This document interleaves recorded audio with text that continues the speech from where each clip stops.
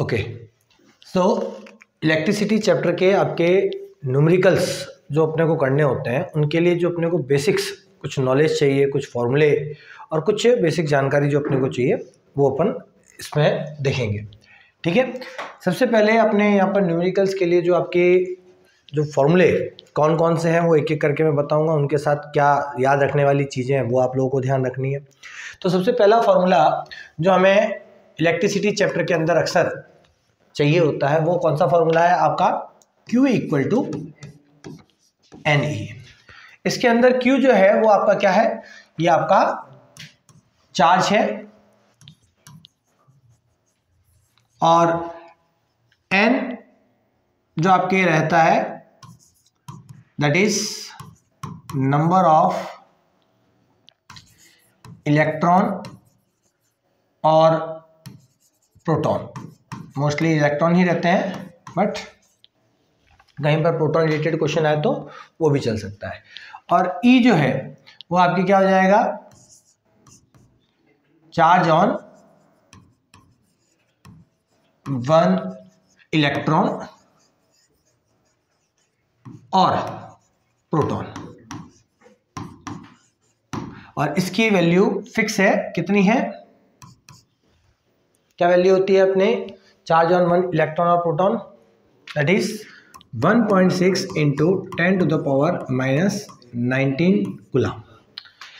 ये हमेशा ध्यान रखना है। तो पहला फॉर्मूला ये होता है जिसपे अक्सर न्यूमेरिकल आपके लोगों के बनते रहते हैं। ठीक है, अब आपके इसके बाद सेकेंड जो फॉर्मूला हम लोगों के लिए काम में आता है वो कौन सा आता है, दैट इज चार्ज से हम लोग जो आगे पढ़ते हैं वो है इलेक्ट्रिक करंट। तो इलेक्ट्रिक करंट का फॉर्मूला आप लोगों के I is equal to Q upon T, charge flown per unit time.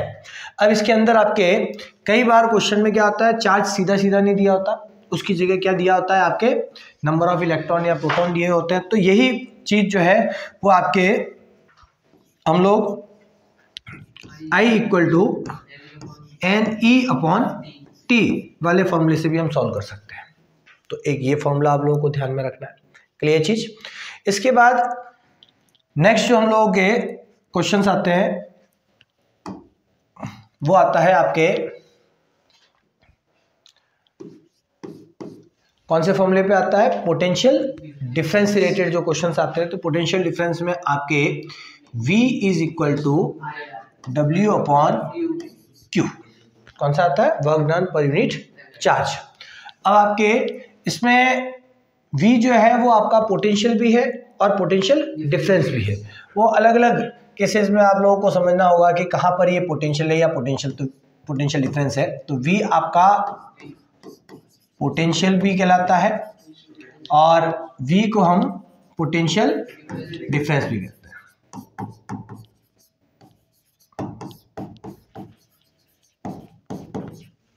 चलिए, इसके बाद आपके जो V का कैलकुलेशन पोटेंशियल डिफरेंस के रूप में जब भी होता है तो एक क्वेश्चन ऐसे भी आते हैं कि 2 पॉइंट का आपको ऑलरेडी पोटेंशियल दिया हुआ होता है और फिर आपसे पूछ लिया जाता है कि इन दोनों पॉइंट के बीच में पोटेंशियल डिफरेंस कितना है, तो वो आपको कैलकुलेट करना है। तो V is equal to V2 minus V1। Already अगर दो पोजीशंस के आपको पोटेंशियल दिए हुए हैं कि भी V इस पॉइंट 1 का पोजीशन ये वैल्यू है, पॉइंट 2 का पोजीशन ये वैल्यू है, और फिर आप बताओ पोटेंशियल डिफरेंस क्या है, तो दोनों के बीच का डिफरेंस जो भी बड़ी वैल्यू है उसमें से क्या कर दो, छोटी वैल्यू को माइनस कर दो। तो ये आपके पोटेंशियल डिफरेंस का कैलकुलेशन आप इससे कर सकते हो। अगर वर्क और चार्ज दिया तो ये लगाओ और दो जगह का पोटेंशियल दिया हुआ है तो पोटेंशियल डिफरेंस के लिए ये लगा लो। क्लियर होगी चीज। अब आपके नेक्स्ट जो फॉर्मूला इसमें काम में आता है वो कौन सा होता है आपका, ओम्स लॉ। ठीक है, जहां पर आपके V इज इक्वल टू क्या होता है, IR, ओम्स लॉ के रूप में ये आपके चलता है। यहां पर आपके जो क्वेश्चन को कई बार जैसे यही है तो I equal to V upon R के फॉर्म में यूज करना होता है। कई बार हम लोगों को R is equal to V upon I के रूप में यूज करना होता है। अब ये एक चीज याद रखो, आपका बाकी तीनों या दूसरे जो 2 पार्ट है वो ऑटोमेटिकली आपको याद रह जाएंगे। ठीक है। अब इसमें कई बार जो न्यूमेरिकल क्वेश्चंस होते हैं वो ग्राफ बेसिस पे भी होते हैं। तो ग्राफ बेसिस पे जो आपके क्वेश्चंस रहते हैं उसके अंदर ग्राफ जो दिया जाता है वो v और i के बीच में ग्राफ दिया जाता है। क्या दिया जाता है? v और i के बीच में। और ग्राफ दे करके आप लोगों से पूछ लिया जाएगा कि what is the resistance, resistance क्या है। तो भाई कैसे बताओगे आप यहाँ पर रेजिस्टेंस?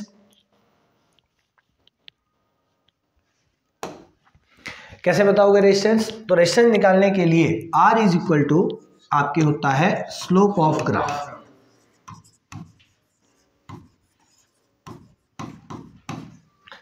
स्लोप ऑफ ग्राफ कैसे निकाला जाएगा बताओ?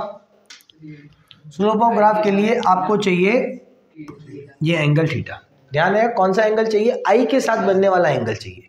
तो आई के साथ ये एंगल बन रहा है थीटा, तो आपका यहाँ पर R is equal to calculate हो जाएगा कैसे? आपके tan थीटा से। Is it clear? R equal to tan theta. अब ट्रिग्नोमेट्री में एंगल वगैरह निकालना आप लोगों को आता है तो वो यूज करोगे, आप लोगों को मिल जाएगा। तो ये आपका स्लोप ऑफ ग्राफ जो है वो रेजिस्टेंस को इंडिकेट करता है। ठीक है, तो इस पे भी न्यूमेरिकल्स आपके बनते हैं। अगर आपके यहाँ पर ये चेंज कर दे, अगर वो I यहाँ दे रहा है और V यहाँ दे रहा है तो क्या करोगे? तो जब भी आपका ग्राफ बनेगा उस ग्राफ में थीटा ये वाला लेना पड़ेगा। ये आपका स्लोप ऑफ ग्राफ में एंगल वहां से लिया जाएगा, मतलब आई के साथ एंगल लेना हमेशा जब भी एंगल लेना है। क्लियर होगी चीज? अब इसमें आपके ये ओम्स लॉ रिलेटेड क्वेश्चंस है। इसके बाद आपका नेक्स्ट जो फॉर्मूला आता है जो आपके काम में आता है वो कौन सा होता है? इसमें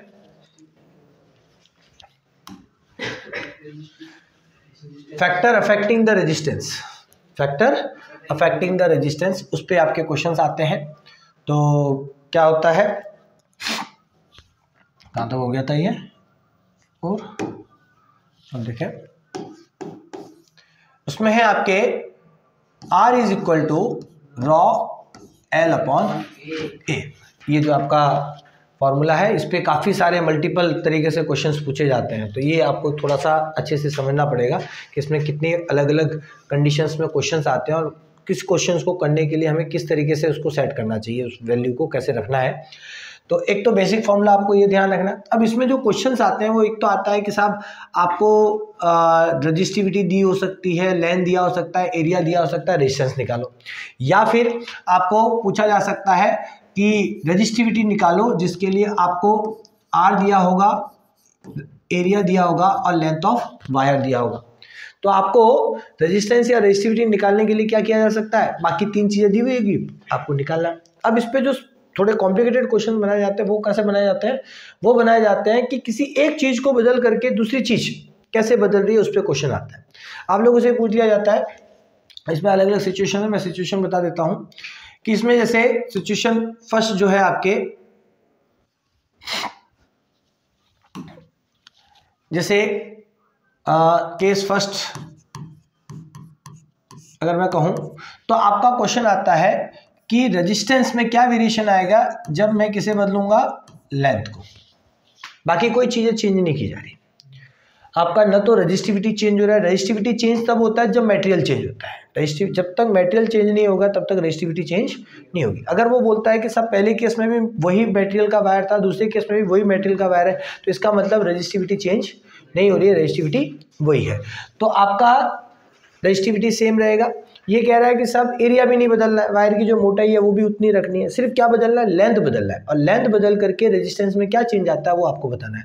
तो ऐसे क्वेश्चनों को सॉल्व करने के लिए आप लोगों को किस तरीके से क्या फॉर्मूला लेना चाहिए और कैसे, तो अगर मैं लेंथ के चेंज के आधार पर रेजिस्टेंस का अगर मैं कैलकुलेशन करना चाहूँ और बाकी चीज़ों को कॉन्स्टेंट रखता हूँ, तो इस फॉर्मूले पर अगर आप ध्यान दें कि अगर सिर्फ लेंथ को बदले, रजिस्टिविटी और एरिया को कांस्टेंट रखें, तो रिलेशन क्या निकलता है?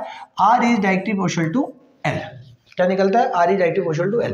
और जब भी R directly proportional to L है और फिर दो सिचुएशन में आपको कैलकुलेशन का पूछा जाता है कि पहले ये था, ये लेंथ था तो रेजिस्टेंस ये था, अब ये लेंथ है तो बताओ रेजिस्टेंस क्या। तो ऐसे क्वेश्चनों को सॉल्व करने के लिए जो आपको फॉर्मूला लेना पड़ेगा वो क्या आप लोगे? या बता देता हूँ, R1 upon R2 is equal to L1 upon L2। ये आपको फॉर्मूला लेके सॉल्व करना है। ठीक है, वन मतलब प्रीवियस सिचुएशन, टू का मतलब नेक्स्ट सिचुएशन। पहली सिचुएशन में क्या स्थिति थी, लेंथ क्या था, रेजिस्टेंस क्या था, वो रख दो। और सेकंड टू का मतलब क्या हो जाता है, सेकंड सिचुएशन में लेंथ क्या है, रेजिस्टेंस क्या है, वो आपको उसमें रखना है। ठीक है। दूसरा आपका जो क्वेश्चन बन सकता है वो है केस सेकंड, जो आपके रेजिस्टेंस का variation on the basis of area, changing the area of the wire. Wire का एरिया बदल करके आपसे क्या पूछा जा सकता है कि इसका रेजिस्टेंस में क्या चेंज आ रहा है। तो ऐसे में अगर मैं कैलकुलेट बाकी चीज़ों को कांस्टेंट रखता हूं तो रॉ कांस्टेंट हो गया और आपका जो लेंथ है वो कांस्टेंट हो गया। तो अगर वो दोनों चीज़ें कांस्टेंट हो गई तो फिर आर और ए का जो रिलेशन निकलता है वो क्या निकलता है, R is inversely proportional to 1/a।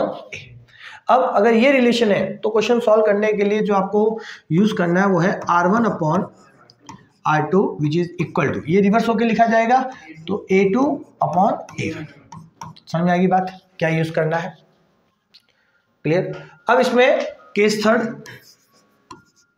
अब केस थर्ड क्या चीज होती है, केस थर्ड में आपके दोनों में चेंजेस किया जाए, लेंथ भी बदला जाएगा और एरिया भी बदला जाए। तो ऐसे केसेस में चेंज इन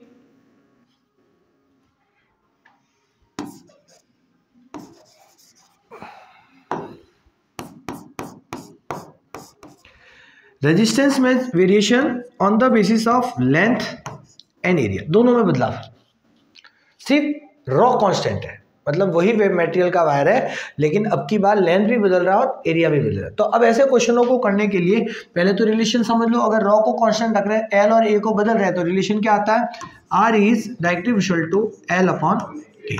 और अगर ये रिलेशन है तो फॉर्मूला क्या बनेगा आपके, R1/R2 इज इक्वल टू, जो ऊपर है उसमें क्या लिखा जाएगा आपके L1/L2 इंटू क्या हो जाएगा A2/A1।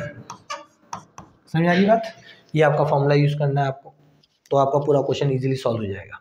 ठीक है। अब इसके बाद क्या होता है, लेंथ और एरिया अगर डायरेक्ट दिए हो तब तो मामला ठीक है, लेकिन कई बार एरिया में थोड़ा सा चेंज करते हैं। एरिया में क्या करते हैं, वो एरिया की जगह या तो रेडियस देते हैं या फिर क्या देते हैं आपको, डायमीटर देते हैं। ठीक है। तो आपके अगर नेक्स्ट अपन देखते हैं केस फोर्थ, जिसके अंदर अगर आपके एरिया की जगह आपको क्या दिया जाए, रेडियस, तो भाई एरिया का रेडियस के साथ क्या रिलेशन है, तो वायर में जो एरिया है, क्रॉस सेक्शन एरिया, वो आपके क्या होता है, सर्कुलर एरिया के बराबर होता है, तो वो आपके आ जाता है πr² से। ठीक है। तो इसका मतलब आपका जो फॉर्मूला है, फॉर्मूला क्या है, R is equal to ρL/A। अगर इसको मैं इस फॉर्मूले से रिप्लेस करता हूं तो आपका क्या बनता है, R is equal to ρL/πr², ये बनता है। अब अगर ये फॉर्मूले के हिसाब से आप क्वेश्चन करें तो आपका इसके अंदर change in resistance on the basis of radius, resistance में बदलाव किसके आधार पे, रेडियस के आधार पे। अब ये अगर है तो अब इस फॉर्मूले में आप देखो बाकी सब कांस्टेंट, सिर्फ रेडियस बदलेगा और रेजिस्टेंस बदलेगा, तो बाकी सबको कांस्टेंट करो तो रिलेशन क्या निकला, R is direct inversely proportional to 1/R²। Clear चीज, ये वाली सिचुएशन निकली। अब ऐसी सिचुएशन में कैसे इसका रिलेशन सेट करोगे, तो इसमें जो रिलेशन आता है वो आता है R1/R2 इज इक्वल टू, नीचे की तरफ है तो ये R2 का स्क्वायर अपॉन R1 का स्क्वायर। क्लियर चीज, इस तरीके से आपको ये काम करना है। इसके बाद आपके नेक्स्ट जो केस रहता है, इसकी जगह वो रहता है कि साहब रेडियस की जगह क्या दिया होता है, डायामीटर। तो अब आप सोचिए, अगर रेडियस की जगह डायामीटर आ जाएगा तो A is equal to πr², और यहाँ पर और बदल दो, pi is equal to R की जगह क्या आ जाएगा, D/2। तो आपका ये बनेगा। इससे क्या बनता है,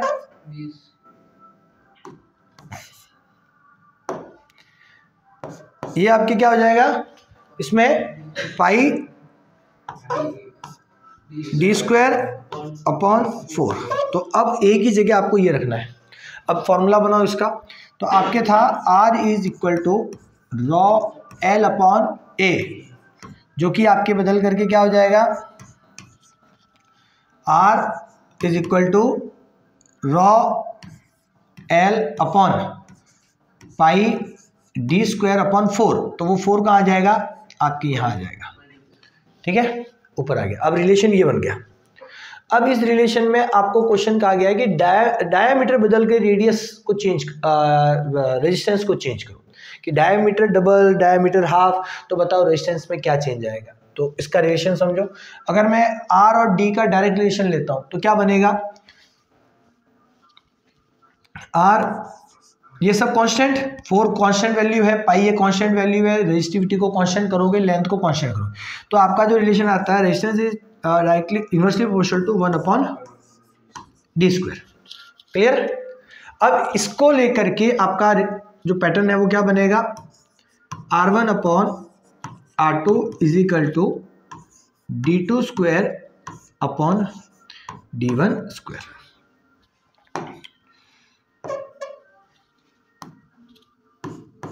क्लियर चीज, ये पैटर्न बनेगा। ये सारे पैटर्न ध्यान में रखने हैं। अब ये जो मैंने बताया, ये क्या बताया, ध्यान रखना है, इसमें जो इंपॉर्टेंट चीजें हैं वो आपके क्या है कि अगर ये पैटर्न है तो ये लगाना है, और यदि आपका यहाँ पर मैंने जो बताया क्या था कि किसके आधार पे चेंज करना है, डायमीटर के आधार पे, डायमीटर बदल के रेजिस्टेंस में क्या वेरिएशन आता है ये स्टडी करना है। तो आपका फॉर्मूला क्या लगेगा, ये लगेगा। बात है समझ में,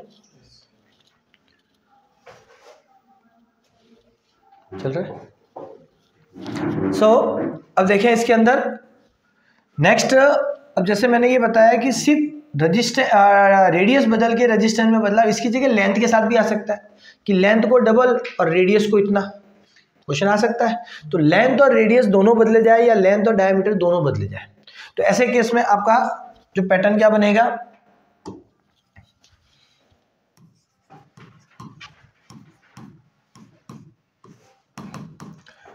फॉर्मूला है आपका R is equal to rho L upon pi R square. इसमें से अगर आपके रेजिस्टेंस का वेरिएशन किसके आधार पे, लेंथ और रेडियस के आधार पे, दोनों बदले जा रहे हैं, तो आपका फॉर्मूला क्या बनता है, तो आपका पैटर्न जो बनता है वो रिलेशन जो आ जाता है वो इसमें क्या आ जाता है, R is directly proportional to L upon R square. ठीक है, तो अब इसका जो पैटर्न आपके सॉल्यूशन के लिए जो चाहिएगा वो होगा R1 upon R2 which is equal to L1 upon L2 into R2 square upon R1 square. ठीक है, और यही आपके नेक्स्ट केस जो बनता है वो बनता है रेडियस की जगह डायामीटर, तो रॉ L अपॉन एक ये 4 और आएगा पाई डी स्क्वायर आएगा ये, अगर ये है। और अब आपसे क्वेश्चन है कि रेजिस्टेंस में variation on the basis of length and diameter. ठीक है, किसके आधार पे, लेंथ और डायमीटर। अब इसमें आप क्या करोगे, तो इसमें आपके R is directly proportional to जिस फॉर्मूले से निकलेगा वो आएगा L अपॉन डी स्क्वायर, क्योंकि बाकी सब कांस्टेंट मान के हटाने आपको। ठीक है, तो रिलेशन ये आया। अब रिलेशन अगर ये है तो आपका पैटर्न क्या बन रहा है, R1 upon R2 which is equal to L1 upon L2 into D2 square upon D1 square. Clear, बात आ गई समझ में। ये पैटर्न लगा के आपको सॉल्व करना है, तो ये ध्यान रखना है कि क्या केस है और उसके लिए कौन सा पैटर्न लगाना है सॉल्यूशंस के लिए। ये अगर सारा दिमाग में चलता है ना तो हमें कोई प्रॉब्लम नहीं होती क्वेश्चंस को सॉल्व करने में, बहुत इजी वे में होता है, बहुत ज़्यादा खिचपिच भी नहीं होते क्वेश्चंस को सॉल्व करने में, अदरवाइज उलझ जाते हैं। क्योंकि आपका जो फॉर्मूला है वो है एरिया के साथ में, R इज इक्वल टू आपके क्या आ रहा है, एरिया के साथ में आ रहा है। अब एरिया की जगह कभी रेडियस दे रहा है, कभी आपके डायामीटर दे रहा है, फिर आप क्या करते हो, डायामीटर से रेडियस पे आते हो, रेडियस से एरिया पे आते हो, और फिर जा करके आप उसका रेजिस्टेंस में क्या वेरिएशन आ रहा है वो सब निकालते हो। लेकिन ये आपके सबसे इजी तरीका है, आप सब डायरेक्ट रिलेशन पहले पता करो कि भाई डायामीटर का रेजिस्टेंस से क्या रिलेशन है, रेडियस का रेजिस्टेंस से क्या रिलेशन है। अगर वो सही से आप लोगों ने निकाल दिया तो फिर आपको ये सीधा ये पैटर्न लगाओ और सॉल्व कर दो, आपके आंसर में कोई प्रॉब्लम नहीं आएगी, ठीक है ना, इजी में आंसर देगा। अब इसके बाद एक जो आपके मैंने चीज़ बताई कि ये तो अलग अलग ओवरऑल एक फार्मूला, ये यूनिवर्सल अपन फार्मूला कह सकते हैं। तो यूनिवर्सल फार्मूला क्या बनता है इसका, वो भी आप देख लें। इसकी जगह हम लोग जानते हैं कि R is equal to rho L upon A होता है, ठीक है। अगर ये है तो दो सिचुएशन में, पहली सिचुएशन में आपके R1 है, वहां पर रजिस्टिविटी रॉ 1 है, लेंथ L1 है और एरिया A1 है। सेकेंड जो सिचुएशन है उसके अंदर रेजिस्टेंस R2 है, रजिस्टिविटी रॉ 2 है और ये लेंथ L2 है, लेंथ और एरिया A2 है। इन सभी का अगर मिला दे तो इसके बेसिस पर ये जो आपका बनेगा वो बनेगा R1 अपॉन R2, रॉ ऊपर की तरफ है तो ये आएगा raw 1 upon rho 2 value into L ऊपर की तरफ है तो ये भी आएगा L1 upon L2 into E नीचे की तरफ है तो क्या हो जाएगा A2 अपॉन A1। ये एक जनरल। अब इसमें अगर वो बोलता है मटेरियल सेम है तो आपको क्या बोल रहा है, मटेरियल सेम है। तो मटेरियल सेम है मतलब rho 1 is equal to rho 2, ये दो हो गए तो ये तो आपस में कैंसिल आउट हो जाएंगे तो हटा दो उसे। वो कहता है साहब लेंथ भी सेम है तो L1 और L2 आपस में सेम हो जाएंगे, ये कट जाएंगे तो बचेगा ऑलरेडी डायरेक्ट एरिया के हिसाब से। अगर वो कह रहा है कि साहब मटेरियल सेम है और एरिया सेम है तो ऑटोमेटिकली रॉ 1 अपॉन रॉ 2 ये इक्वल होकर के कट जाएंगे, A2 अपॉन A1 इक्वल होकर के कट जाएंगे तो बचेगा क्या L1 अपॉन L2। तो हमारा ये यूनिवर्सल है, वो सारी सिचुएशन को एक में बता रहा है, ठीक है। तो ये आपको ध्यान रखना है। और एक आपके मैंने जो बताया R इज इक्वल टू, इसमें क्या आ जाएगा raw L upon pi R square, इसके हिसाब से होगा तो ये क्या बनेगा यहाँ पर सेम R1 रॉ 1 L1 और आपके R1 रेडियस। फिर दूसरी सिचुएशन में resistance R2, resistivity raw 2, length L2 और ये हो जाएगा R2। अब इनका रिलेशन निकालूं और अगर मैं ये पूरा बनाऊं तो क्या बनता है आपके R1 upon R2 is equal to rho 1 upon rho 2 into आपके ऊपर L है लेंथ L1 अपॉन L2। अब पाई है, पाई 1 और पाई 2 कुछ नहीं होता क्योंकि पाई की वैल्यू सेम है तो उसको पाई अपॉन पाई लिखने का कोई सेंस नहीं बनता तो वो हटा दो। तो बचा क्या आपका R, तो रेडियस का क्या आ जाएगा R2 का स्क्वायर अपॉन R1 का स्क्वायर, ठीक है। ये यूनिवर्सल फॉर्मूला एक बन जाता है इसका। अब जो भी सिचुएशन क्वेश्चन में दी हुई है उसके अकॉर्डिंग इसको सॉल्व करो। तो ये याद रखने आपको, देखो ये याद इजी वे में रहते हैं, थोड़ा लॉजिक्स आपके दिमाग में बैठा हुआ है तो समझिए बात क्लियर है। तो ये आपको सारे जो सिचुएशन है ये यूनिवर्सल रिलेशनशिप हो गया एक तरीके से आपका, ठीक है, जो इस सीधे फॉर्मूले से आपके निकाला गया है, ठीक है।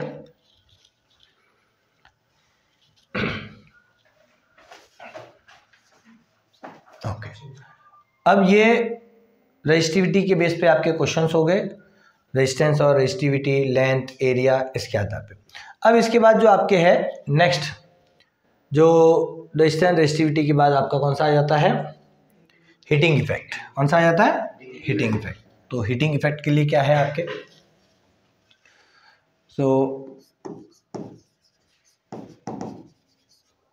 हीटिंग इफेक्ट से जुड़ा हुआ जो फॉर्मूला है वो है आपके heat H is equal to I square RT। एक तो ये है, ठीक है। इसके साथ पावर वाला भी मैं साथ साथ बता देता हूं, इलेक्ट्रिक पावर, ठीक है। उसमें क्या है आपके P is equal to V into I, ठीक है, ये आता है। अब यहाँ पर आपका जो ओम्स लॉ को अगर आप यूज़ करते हो तो इन दोनों के फॉर्मूले में क्या वेरिएशन आता है आप देखो। हम लोग जानते हैं I इज इक्वल टू क्या होता है, तो मैं इसको पहले चेंज करता हूँ। अगर आपके v की जगह मैं क्या रख दूँ, ओम्स लॉ से v equal to I R, तो आपका ये क्या बन जाएगा, p इज इक्वल टू ये हो जाएगा आई स्क्वायर आर। और अगर मैं v को ना बदल के i को बदल दूँ तो i इज इक्वल टू क्या होता है, v अपॉन आर। तो अगर इस i की जगह v अपॉन आर आता है तो v into V square upon R, तो दूसरा फॉर्मूला क्या बना, v square upon R. Clear. अब आप सोचो, ये यहाँ पर क्या आई स्क्वायर आर दिख रहा है आपको, अगर ये आई स्क्वायर आर है तो ये आई स्क्वायर आर पी के बराबर, तो पी वी आई के बराबर, तो आई स्क्वायर आर वी आई भी हो सकता है, आई स्क्वायर आर की जगह वी स्क्वायर अपॉन आर भी हो सकता है। तो आप इससे देखो इसके फॉर्मूले क्या बने, वी स्क्वायर आर को हटाओ, आई स्क्वायर आर को हटाओ, इसकी जगह लगाओ V square upon R into T एक, दूसरा आई स्क्वायर आर की जगह वी आई रख दो, तो एच इज इक्वल टू क्या होता है, V into I into T, ये दूसरा। क्लियर। अब यहाँ पर आपको एक और चीज, ये आई स्क्वायर आर पी के बराबर भी है, तो यहाँ पर क्या बना, H is equal to P into T, ये भी बनता है। यहाँ पर भी आप बना सकते हो, अगर ये H is equal to P into T, तो पी इज इक्वल टू क्या बना, एच अपॉन टी। एच क्या है, एच इज एनर्जी, तो इसकी जगह कोई भी एनर्जी दी हुई हो तो वो भी चलेगी, इसकी जगह कोई भी एनर्जी दी हुई हो तो वो भी चलेगा। तो ये सब आपके एनर्जी रिलेटेड भी क्वेश्चंस आपके चल सकते हैं।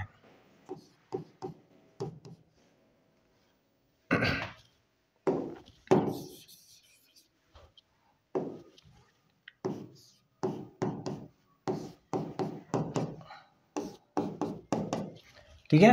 और यहां पर भी आपके फॉर्मूला बन जाता है, P is equal to H upon T, या इसकी जगह E अपॉन टी, ई मतलब एनर्जी। ठीक है, इलेक्ट्रिकल एनर्जी आपको कैलकुलेट करना है, वो आप इलेक्ट्रिकल एनर्जी अपॉन टाइम ले सकते हो।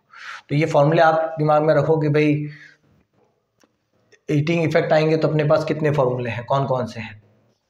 पावर आता है तो पावर के लिए हमारे पास कौन कौन से फॉर्मूले क्या हम रख सकते हैं, समझ में आ गई सारी चीज़ें। अब आपके कॉम्बिनेशन, रेजिस्टेंस के कॉम्बिनेशन जो है वो आप लोगों को समझने हैं। तो रेजिस्टेंस जो है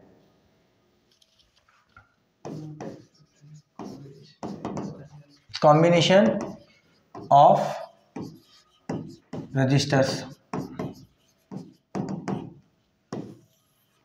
कॉम्बिनेशन ऑफ रजिस्टर दो टाइप के हैं, एक सीरीज और पैरेलल। तो पहले आपके जैसे सीरीज, ठीक है, if N resistor are connected इन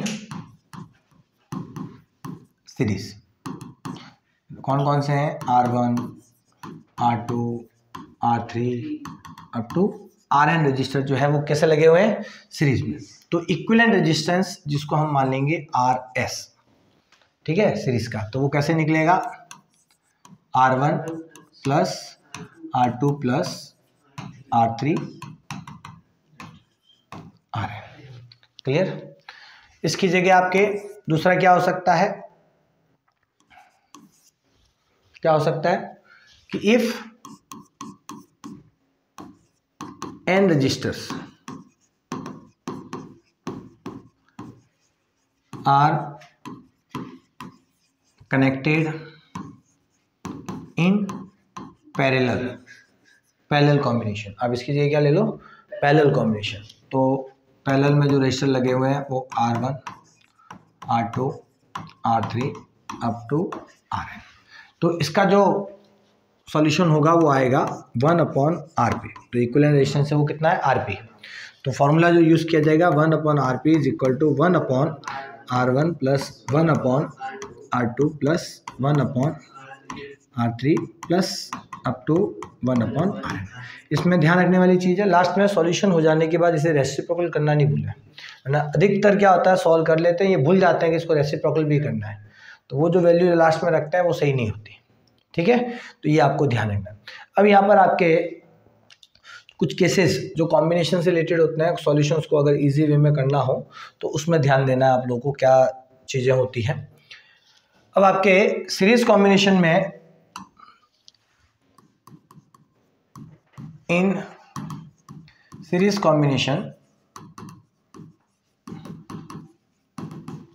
आपके क्या ध्यान रखना होता है, जो जितने भी रजिस्टर आपके जो सीरीज में लगे हुए हैं, है ना,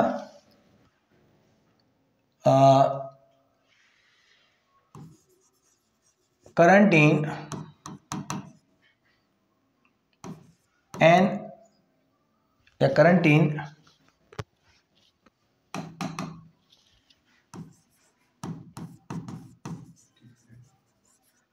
डिफरेंट, या डिफरेंट की जगह ऐसे लिख दो, करंट इन ऑल रजिस्टर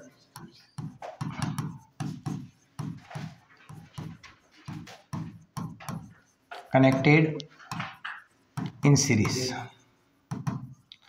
अगर आपके सीरीज में लगे हुए बहुत सारे रजिस्टर हैं तो उन सब में जो करंट होगी वो क्या होगी, सेम होगी।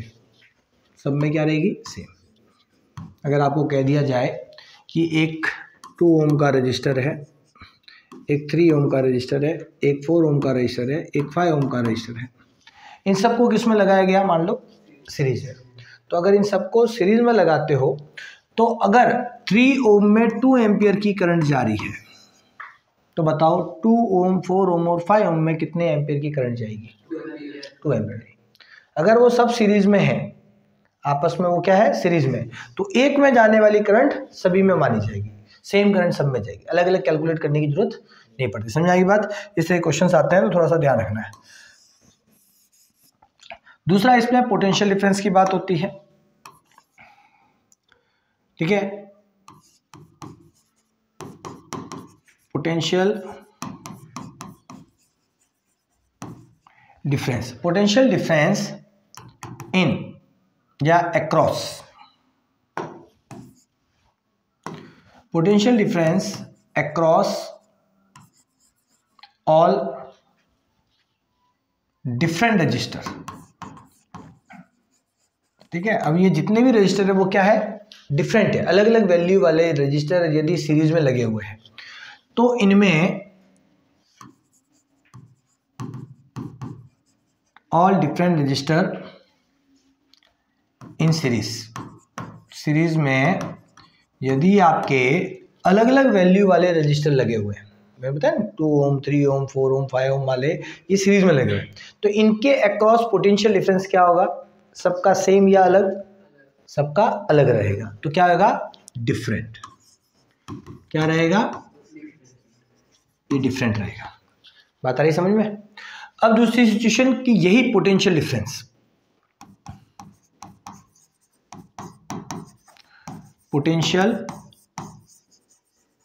Difference across all same register,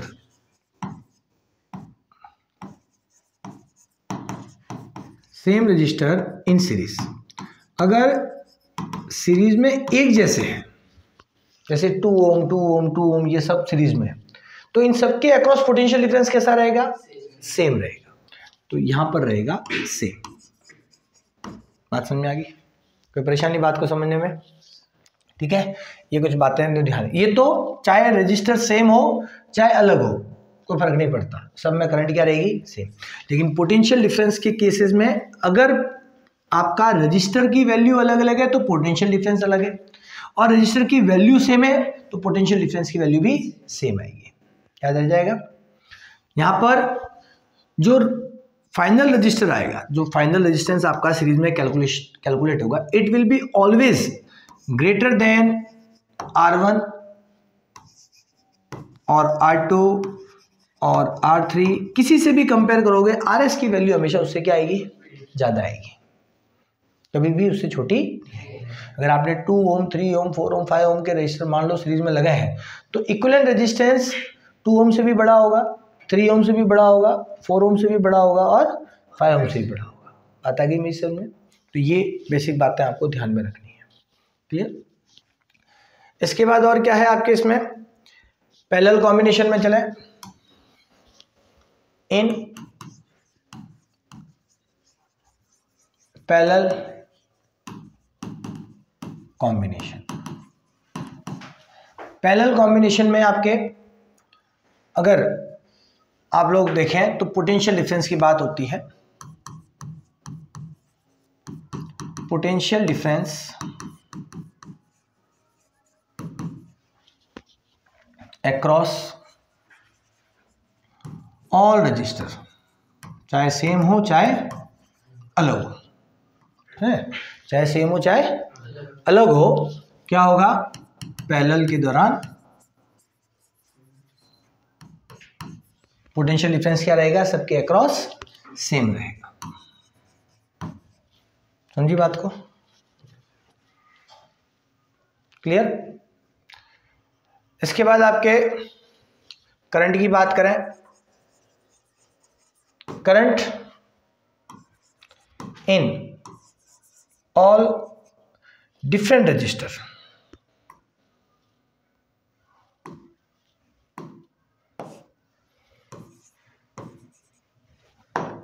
current in all different register in parallel. अगर आपके पैरेलल में अलग अलग रजिस्टर लगे हुए हैं और उनमें अगर आप करंट देख रहे हो तो वो करंट क्या आएगी, डिफरेंट आएगी।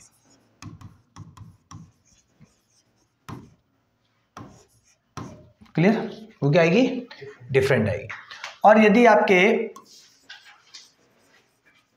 करंट इन ऑल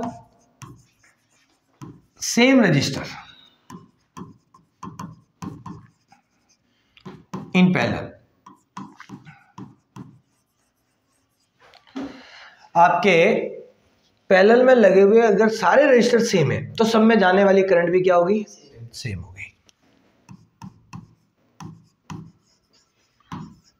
क्लियर, बात आ गई समझ में। तो ये करंट के अंदर अगर रजिस्टेंस डिफरेंस है तो करंट में डिफरेंस आएगा, और यदि रजिस्टर की वैल्यू सेम है तो पैरेलल में करंट भी क्या रहेगी, सब में सेम रहेगी। अंडरस्टूड, ये कंडीशंस आपको कोई दिक्कत समझने में। अब आपके सीरीज और पैरेलल कॉम्बिनेशंस के अंदर कुछ क्वेश्चन ऐसे आते हैं जिनमें सारे रजिस्टर सेम है, ठीक है, सीरीज में लगे हुए सारे रजिस्टर सेम है या पैरेलल में लगे हुए सारे रजिस्टर सेम है, तो डायरेक्ट उसको कैसे सॉल्व किया जाए। तो कुछ मैं बेसिक फॉर्मूला बता देता हूं। कुछ और एक चीज, आपके अगर सिर्फ इन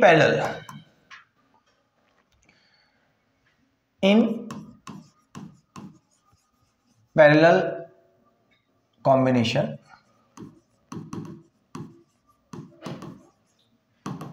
दो ही रजिस्टर है, कितने हैं, दो register already, R1 and R2। तो इसके लिए फिर आपको वो जो रेसिप्रोकल वाला केस लेने की जरूरत नहीं है, आप डायरेक्ट सॉल्व कर सकते हो।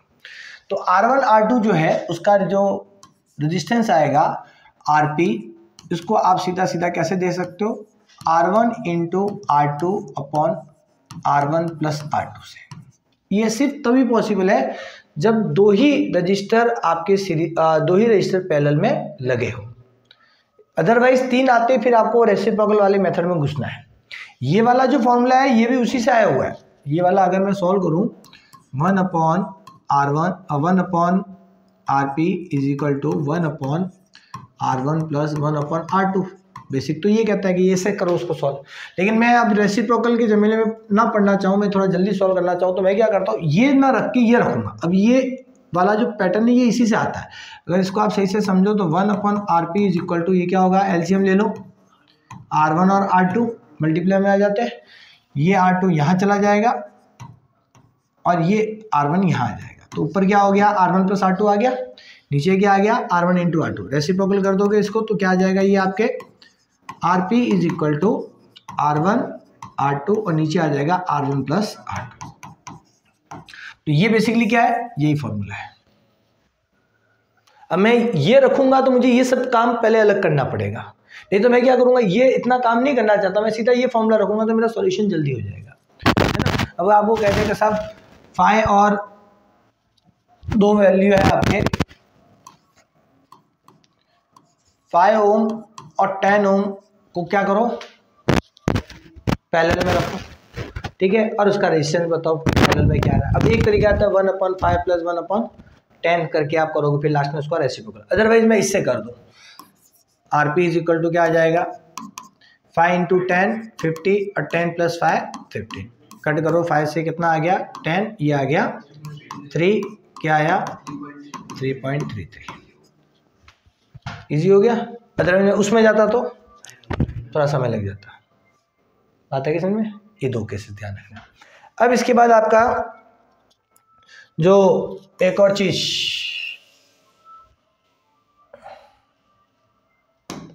ठीक है, अब इसमें आपके जब सारे वैल्यू कॉमन होती है, इफ ऑल रजिस्टर वैल्यू, एक मिनट,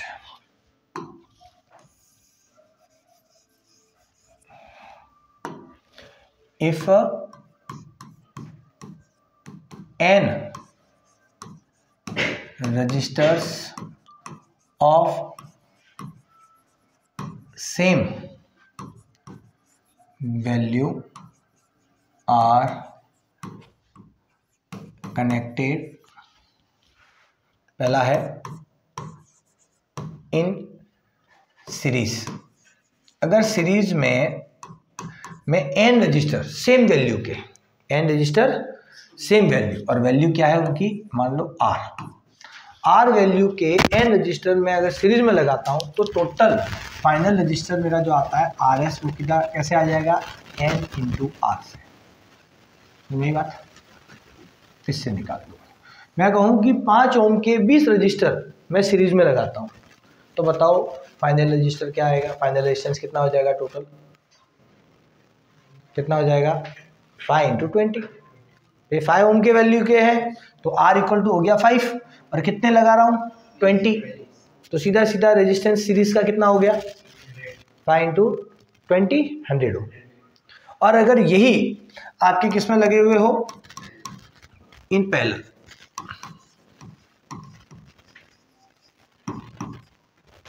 क्या हो जाएगा, ये आपके RP कैसे आएगा, तो कैसा R ओम के कितने रेजिस्टर पैरेलल में, तो जितने भी लगे उससे डिवाइड कर दो, ये सीधा सीधा। सही बात। आपको कहा जाए कि साहब मैं 20 ओम के 4 रजिस्टर, 20 ओम के कितने 4 रजिस्टर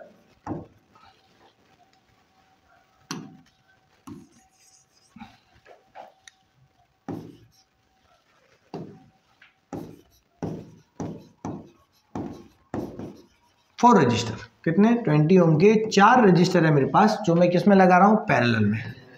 बताओ कितना होगा। अब आप उसको 1/20 + 1/20 + 1/20 + 1/20 अब 4 बार करोगे, इतना सब करने की जरूरत नहीं है, इतना सब जमने में सीधा सीधा आपका RP इक्वल टू क्या हो जाएगा 20 ओम का रजिस्टर है अपॉन कितने लगे हैं 4, आंसर आएगा 5। That's all. समझ में आई बात। तो आप सीधा सीधा ये फॉर्मूला लगा दो। अब होगा साहब 5000 ओम के मैं 40 रजिस्टर लगा रहा हूँ। अब बताओ, अब आप 40 रजिस्टर कैसे करोगे, 1/5000 1/5000 40 बार लिखोगे क्या, पॉसिबल नहीं है।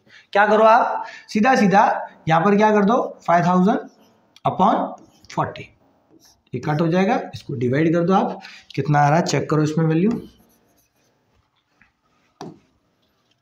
ये 4 से कट करो इसको, तो 1 टाइम 10 में 2 टाइम और 20 में 5 टाइम 125 ओम।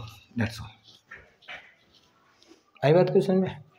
ये सीधा आपका बहुत सारे रजिस्टर जब सीरीज में या पैरेलल में लगे होते हैं तो ये सीधा तरीका अपनाया जाता है। अब ज़्यादातर हमारे क्वेश्चन आते हैं 2 लगे हुए होते हैं, 10-10 के 2 पैरेलल में लगे तो रिजल्टेंट क्या,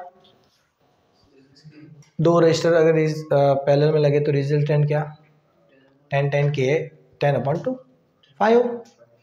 आप करके भी देख लो 1/10 + 1/10 कितना हो जाएगा, एलसीएम आएगा 10, ऊपर 1 + 1 हो जाएगा, कितना हो गया 2, 2/10, उसका करो रेसिप्रोकल क्या हो गया 10/2, कट के कितना आया 5 आ रहा है। अब इतना सब क्यों करो, मैं डायरेक्ट लिख देता हूँ 10/2। सही बात। तो आपका ये पैटर्न आपको ध्यान रखना, ये सिचुएशन ध्यान रखनी है और सीधा अप्लाई करना है इनको। बात आ रही है समझ में?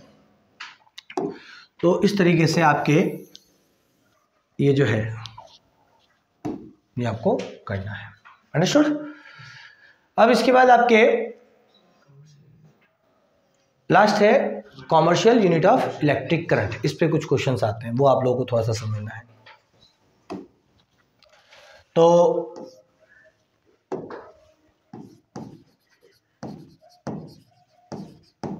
Commercial unit of electric energy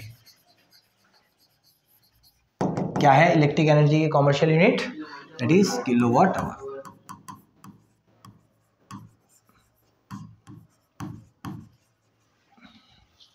ठीक है, शॉर्ट में हम क्या लिखते हैं इसको?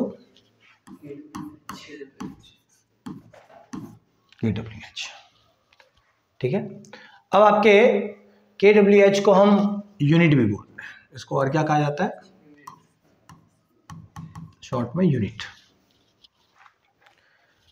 अब 1 किलोवाट आवर जो होता है बेसिकली ये एनर्जी है, तो एनर्जी मेजर तो होती है जूल में, तो इसका मतलब 1 किलोवाट आवर में कितने जूल एनर्जी होती है? तो इसका आंसर है 3.6 इंटू 10⁻⁶ जूल। बात समझे? ये निकालना भी आना चाहिए। कई बार कैलकुलेटेड वैल्यू तो पता है लेकिन कहाँ से आई, अब ये पूछा है, एक नंबर आंसर का होगा लेकिन एक नंबर कैलकुलेशन करके बताना है। अब वो 1 नंबर लाने के लिए आपको कैलकुलेशन बताना है। तो इसका सिंपल सा कैलकुलेशन कैसे आता है कि 1 किलोवाट आवर का मतलब होता है कि 1 किलोवाट के किसी डिवाइस को 1 आवर तक यूज़ करना। तो जब 1 किलोवाट को 1 आवर तक यूज़ कर रहे हो, इसका मतलब 1 किलोवाट कितना हो गया? 1000 वाट इंटू 1 आवर का मतलब 3600 सेकेंड। और जब आप ये मल्टीप्लाई करते हो तो ये आ जाता है 3.6 into 10⁻⁶ watt into second. And watt into second जो है वो दैट इज जूल। तो ये हो जाता है 3.6 इंटू 10⁻⁶ जूल। अंडरस्टूड? कोई परेशानी? तो ये आपके इस तरीके से क्वेश्चंस रहेंगे।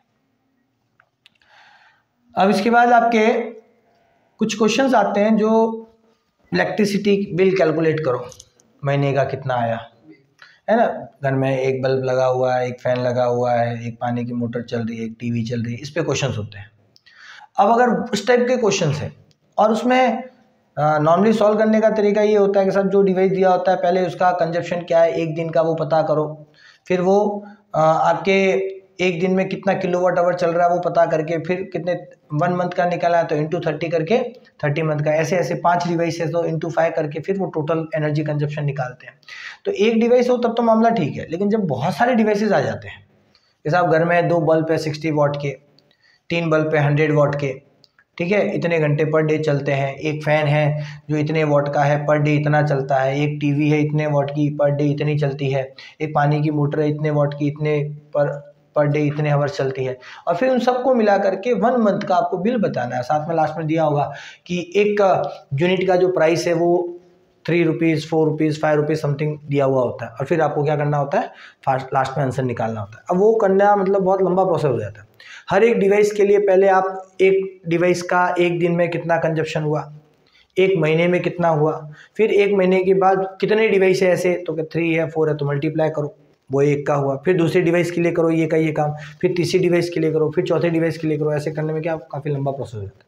तो अब आपको क्या करना है, इसके लिए मैं एक सिंपल सा पैटर्न आपको बता दूँ। जब बहुत सारे डिवाइसेस दिए होते हैं और डायरेक्ट इलेक्ट्रिकल कंजप्शन निकालना होता है तो हम लोग एक सीधा टोटल एनर्जी कंजप्शन, टोटल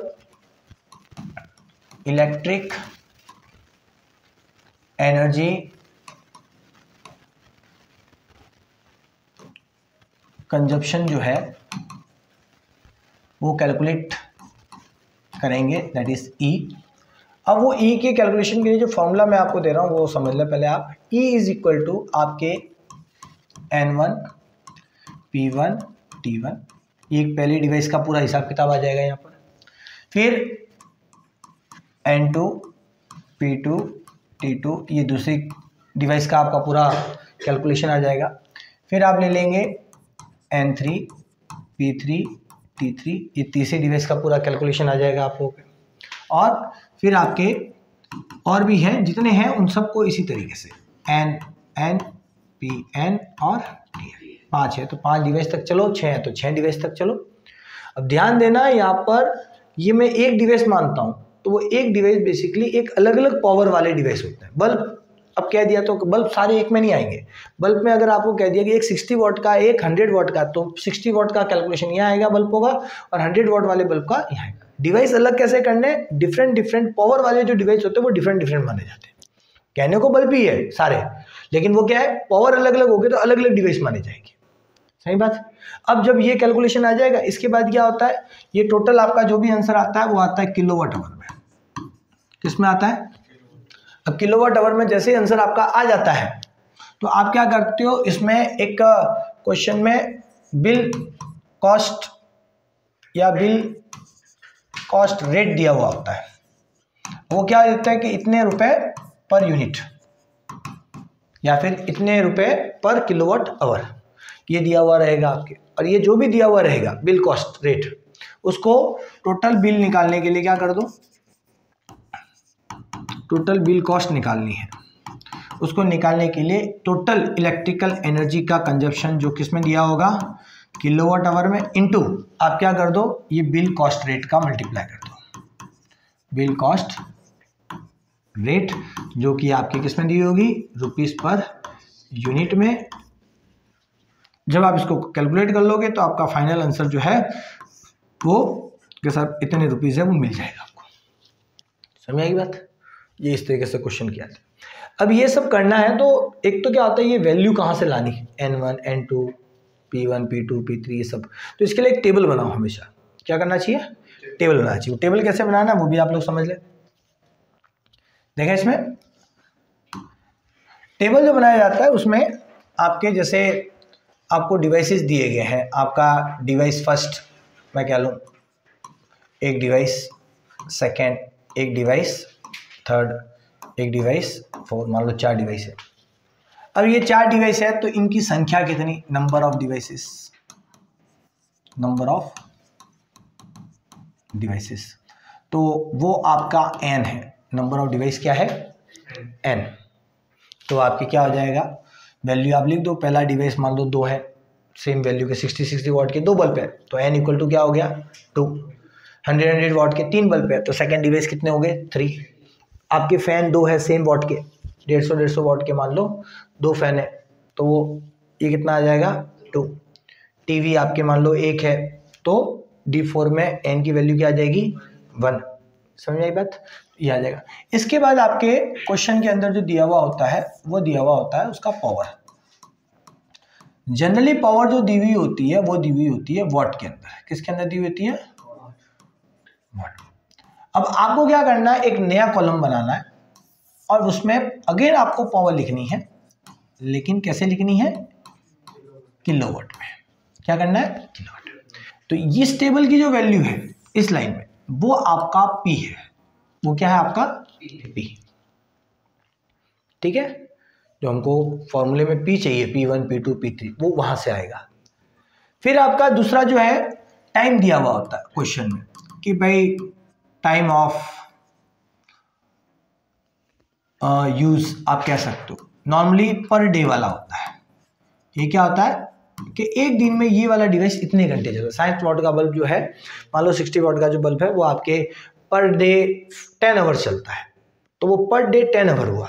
लेकिन हमारा कैलकुलेशन 1 मंथ का करना है तो फिर एक दिन के आवर्स लेकर के कोई मतलब नहीं है। तो मुझे क्या करना पड़ेगा, जितने समय के लिए मुझे क्वेश्चन पूछा गया है 1 मंथ का कैलकुलेशन करना है तो मैं फिर ये टाइम निकालूंगा 1 मंथ का।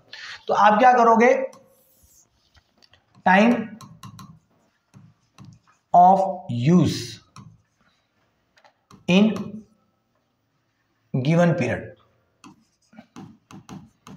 अब गिवन पीरियड का मतलब क्या हो गया, 1 मंथ है तो 30 डेज, ठीक है, 1 वीक है तो 7 डेज। क्लियर? इसमें ये नॉर्मली आपके आएगा आवर पर डे। ये तो क्या आएगा, आवर पर डे। अब आपको जो निकालना है वो नॉर्मली क्या हो जाएगा, आवर पर, जैसे मंथ का है तो आवर पर मंथ। एक मंथ में कितने आवर है वो आपको निकालने पड़ेंगे। अगर एक वीक का कैलकुलेशन करना है तो आवर पर वीक कितने हो रहे हैं वो आपको है। तो ये आपका कैलकुलेशन हो जाएगा। और ये सारी वैल्यूज आपको निकालनी पड़ेगी। समझ में आ रही बात?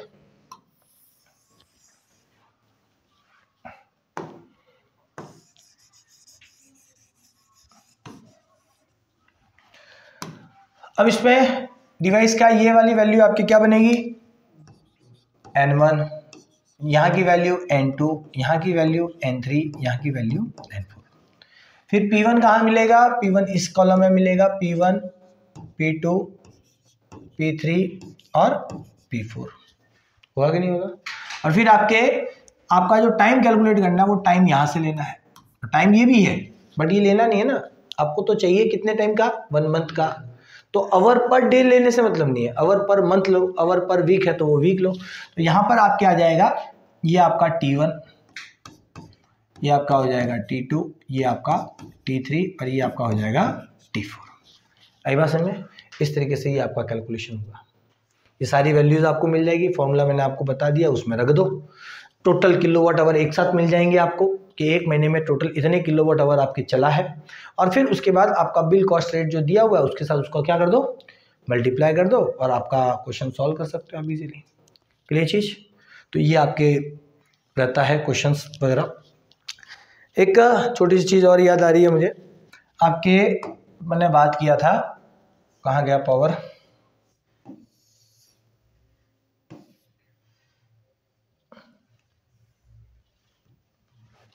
यहाँ पर पावर। और ये जब हम क्वेश्चंस करते हैं तो इसके अंदर कई बार क्वेश्चंस आते हैं कि हीट कितना प्रोड्यूस होगा अगर मैं रेजिस्टेंस को इतना चेंज करूँ। जैसे मैंने अभी बताया ना आपको, resistance with length, resistance with area change करो। तो इसमें भी आता है कि अगर रेजिस्टेंस को डबल कर दिया जाए तो कितना हीट प्रोड्यूस करेगा, करंट को डबल कर दिया जाए तो कितना हीट प्रोड्यूस करेगा। तो यहाँ पर भी आपको रिलेशन निकालना आना चाहिए। एक जो नॉर्मल क्वेश्चन मैं आप लोगों को बता दूं, जो कई बार आपसे पूछा जाता है कि एक डिवाइस है, उसके पोटेंशियल डिफरेंस को बदल करके या करंट को बदल करके आपको कितना पावर चेंज होगा, पावर के बारे में क्वेश्चन आता है। तो ध्यान रखना है, कभी भी पावर को बदल करके वो कोई क्वेश्चन पूछ रहा है तो पावर को बदला जा रहा है तो करंट को कांस्टेंट नहीं रख सकते आप, क्योंकि पावर की पोटेंशियल डिफरेंस को बदला जा रहा है तो करंट को सेम नहीं रख सकते, क्योंकि पोटेंशियल डिफरेंस करंट के हिसाब से क्या होगी, बदलेगी। कांस्टेंट क्या रहता है किसी भी डिवाइस में हमेशा, एक बल्ब है, मैं कह रहा हूँ एक बल्ब के अंदर मैं बल्ब का पावर है 60 वाट। अगर मान लो क्वेश्चन में आपको देता हूँ इस तरीके का, एक बल्ब का पावर है 60 वाट, ठीक है, और उसका जो पोटेंशियल डिफरेंस है वो आपके दिया हुआ है, मान लो 220 वोल्ट। पोटेंशियल डिफरेंस कितना दिया हुआ है, 220 वोल्ट। तो अगर मैं पोटेंशियल को 110 वोल्ट करता हूं तो बताओ पावर क्या होगा, नया पावर क्या होगा। अगर ये बदल दूं, इसको इसमें बदल दूं तो बताओ इसकी वैल्यू क्या आएगी। नहीं, अब ये क्वेश्चन है, आप इसमें से कौन सा लगाओगे। P और V का रिलेशन एक यहाँ पर है और P और V का रिलेशन यहाँ पर है, इसमें से कौन सा लगाना चाहिए, थर्ड वाला। क्योंकि आप कहते हो सब P और V में चेंज आ रहा है तो मैं I को कांस्टेंट मान के P और V का रिलेशन ले लूँ। ऐसे अगर I को कांस्टेंट मानता हूँ तो रिलेशन क्या आता है, P is directly proportional to V आता है। इसको लेके आप सॉल्व करने जाओगे तो P1 upon P2 is equal to V1 upon V2, आप ये ऐसा कर जाओगे। लेकिन ये करने पर ये हो जाएगा गलत। अब क्यों गलत हुआ, क्योंकि आपने पोटेंशियल डिफरेंस को बदला है और आप मान रहे हो करंट कांस्टेंट है। भाई हो ही नहीं सकता, पोटेंशियल डिफरेंस बदलोगे तो करंट भी तो बदलेगी, करंट तो कांस्टेंट रह ही नहीं सकती उसमें। अगर क्वेश्चन में स्पेशली कह दे ऐसा कि करंट को कांस्टेंट रखते हुए आप पोटेंशियल डिफरेंस को बदल रहे हो तब तो ठीक है, करंट को कांस्टेंट रखते हुए पोटेंशियल डिफरेंस को यदि बदला जा रहा है तब तो आपका ये फॉर्मूला ठीक है। लेकिन नॉर्मली क्वेश्चन में ऐसा लिखा हुआ आता नहीं है, वो कह रहा था पोटेंशियल डिफरेंस को बदला जा रहा है, पावर में क्या चेंज आएगा वो बताओ। तो इसका मतलब आप करंट के बारे में अभी एनालिसिस ये नहीं कर सकते करंट कांस्टेंट है, करंट बदलेगी, क्योंकि V बदले हुए I बदलेगा। ओम्स लॉ यही कहता है कि पोटेंशियल डिफरेंस में चेंज आएगा उतना करंट में भी आएगा, करंट में जितना चेंज आएगा उतना पोटेंशियल डिफरेंस में आएगा। तो अब ये वाला रिलेशन काम नहीं आएगा, तो आप इससे लोगे तो ये आ जाएगा, लेकिन ये लेना नहीं है आपको। इसकी जगह आपको यूज करना है कौन सा, ये वाला R वाला, R के साथ जो है ये लोगे। तो अब यहाँ पर आर को कांस्टेंट आप मान सकते हो क्योंकि डिवाइस तो वही रहेगा, तो डिवाइस में क्या कांस्टेंट रहता है, उसका रेजिस्टेंस कांस्टेंट रहता है। तो आर को कांस्टेंट मानो तो रिलेशन क्या निकला, यहाँ आया P is directly proportional to V square. अब बदल गया पैटर्न ही पूरा, क्या आ जाएगा P1 upon P2 is equal to V1 square upon V2 square. इससे करना पड़ेगा तब आपका सही आंसर आएगा। इससे किया तो बुक में क्वेश्चन भी ऐसा, इसमें अक्सर बच्चे इससे कर जाते हैं, गड़बड़ कर जाता है, इससे करना पड़ता है उसको। ठीक है, देखो ये सब छोटी छोटी बातें हैं, क्वेश्चंस करते समय सब दिमाग में रहनी चाहिए। ये दिमाग में नहीं आती उससे क्या होती है, गलतियां। अब न्यूमेरिकल क्वेश्चन में दूसरा आपको जो सबसे इंपॉर्टेंट ध्यान रखना होता है कि वैल्यू जो दी गई है वो किसकी दी गई है। कई बार क्वेश्चंस के अंदर आगे नाम तो कुछ और लिखा होता है और आगे जो वैल्यू होती है वो कुछ और होती है। जैसे वोल्टेज लिख के आगे 10 ओम लिखा, अब बच्चे को अगर यूनिट की जानकारी नहीं है तो वोल्टेज के आगे 10 ओम लिखा हुआ है तो वो 10 ओम को वोल्टेज की वैल्यू मान लेगा। वो क्या मान लेगा कि भाई वोल्टेज जो है वो V की वैल्यू है ये 10 ओम, जबकि ओम जो होता है वो किसका होता है, रेजिस्टेंस का होता है। तो आपको हर एक की यूनिट प्रॉपर याद होनी चाहिए और हर वैल्यू को उसकी यूनिट से पहचानो कि ये क्या है, ये रेजिस्टेंस है कि पोटेंशियल डिफरेंस है कि करंट है कि चार्ज है। ये जो भी पहचानना है वो किससे पहचानना है, वो उसकी यूनिट से। तो सारी यूनिट भी एक बार मैं बता देता हूं आपको, ठीक है।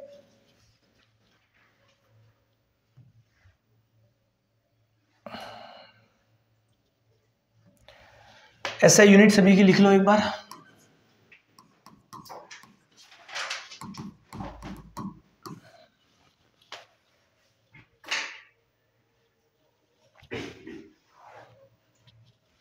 सबसे पहला आपका चार्ज, चार्ज का सिंबल हम जो इस्तेमाल करते हैं वो है Q।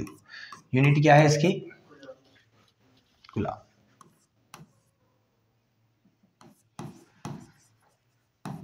ठीक है, C से मोस्टली लिखा जाता है। फिर आपके दूसरी चीज आप यहां पर ले लें करंट। करंट हम I से इंडिकेट करते हैं और इसकी जो यूनिट है वो क्या है, एम्पियर। ठीक है, जो हम लिखते हैं A से। और दूसरा अगर हम लिखना चाहें तो कूलम और सेकेंड भी बनती है। ठीक है, चार्ज पर यूनिट टाइम वो भी चलता है। तीसरा आपके जो अक्सर आता है वो कौन सा आता है, आपके पोटेंशियल डिफरेंस, जिसको हम शॉर्ट में मैं पूरा लिख देता हूं, पोटेंशियल डिफरेंस। इसको हम वोल्टेज भी बोलते हैं। क्या बोलते हैं, वोल्टेज। इसका सिंबल हम क्या चलाते हैं, V। ठीक है, ध्यान रखना है, कैपिटल V। इसकी ऐसा यूनिट क्या चलाते हैं हम लोग, वोल्ट। ठीक है, और सिंबल हम जो देते हैं नॉर्मली स्मॉल v देते हैं। और दूसरी अगर बने तो क्या बनती है, V is equal to W upon Q। तो जूल पर कूलम, क्या बना, जूल पर कूलम। ये भी यही है, समझ आ गई बात। अब नेक्स्ट इसके बाद क्या आया था अपना, रेजिस्टेंस।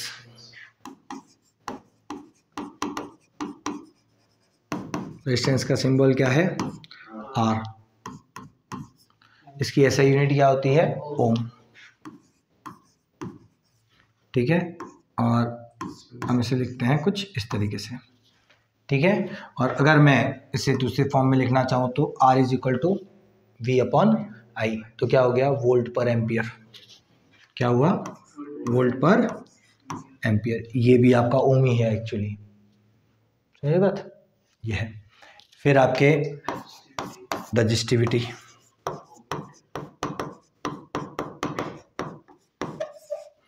इसको हम लिखते हैं रॉ से। इसका जो सिंबल है वो क्या है, ओम मीटर। जिससे हम कैसे लिखते हैं, ठीक है, ऐसे लिखा जा सकता है। आई बात समझ में। फिर आपके हमने क्या पढ़ा इसके बाद, रेजिस्टिविटी, फिर हीट एनर्जी। तो भाई हीट एनर्जी एक एनर्जी है बेसिकली।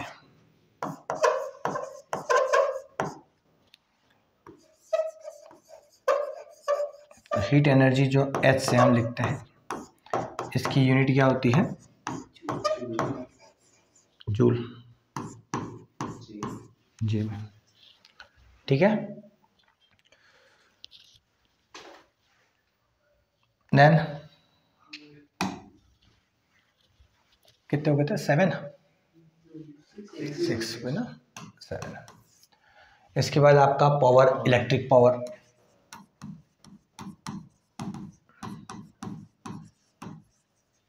इलेक्ट्रिक पावर क्या है आपके? जो P हम लिखते हैं दैट इज पावर है, तो ये रहेगा वॉट, ठीक है। इसके अलावा जो हम दूसरे यूनिट यूज़ करते हैं, ऐसा यूनिट तो यही है, लेकिन अदर यूनिट जो चलती है उसमें एक चलता है आपका HP, हॉर्स पावर। कितना चलता है? हॉर्स पावर वाली यूनिट चलती है। एक चलती है किलोवाट। HP का मतलब होता है 746 वाट। 1 हॉर्स पावर का मतलब क्या होता है? 746 वाट। और 1 kW का मतलब किलोवाट का कितना होता है?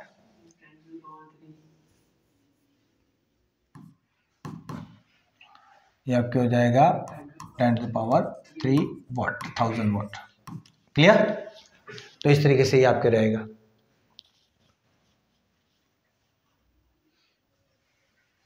जो कुछ और यूनिट चलती है ऐसे। और फिर हम बात कर लें commercial unit of electric energy. वो होती है आपके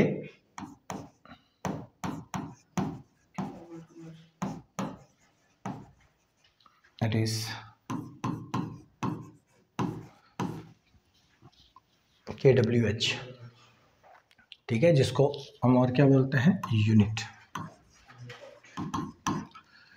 तो ये है आपके लगभग इलेक्ट्रिसिटी चैप्टर से रिलेटेड पूरा न्यूमेरिकल करने के लिए जो बेस चाहिए हमको। इतना सब अगर पता होता है तो न्यूमेरिकल बहुत इजी लगता है।